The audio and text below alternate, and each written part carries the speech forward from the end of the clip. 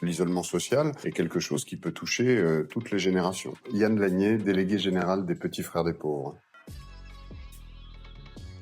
Cela fait maintenant 8 ans que les Petits Frères des Pauvres sortent régulièrement un baromètre de l'isolement social. Celui que nous avons publié à l'occasion du 1er octobre nous donne des chiffres absolument effrayants. 750 000 personnes en situation de mort sociale. C'était 530 000 en 2021, c'était 350 000 en 2017. C'est 141% d'augmentation en l'espace de à peine 8 ans. Et la mort sociale, c'est être coupé de 4 cercles de sociabilité principaux: la famille, les amis, les voisins et la vie associative. Quand on parle de 750 000 personnes en situation de mort sociale, on parle de personnes qui n'ont justement aucun contact avec personne. C'est un problème de fonctionnement de la société, mais c'est aussi un problème de santé publique. L'isolement social, même s'il a tendance à s'accroître avec l'âge, est quelque chose qui peut toucher toutes les générations.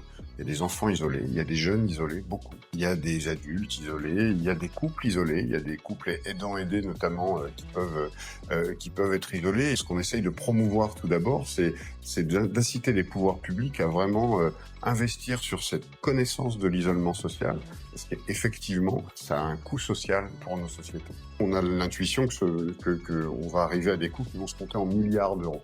Et que là-dessus, mettre quelques centaines de millions d'euros sur des politiques efficaces de prévention, in fine, au-delà du confort de vie des personnes, c'est aussi de la réduction de coûts pour l'État. Mais pour ça, il faut des politiques qui soient capables de voir, au-delà d'un mandat de 5 ans, même si 5 ans maintenant, ça paraît une éternité, une politique de prévention, ça se construit à 20 ans.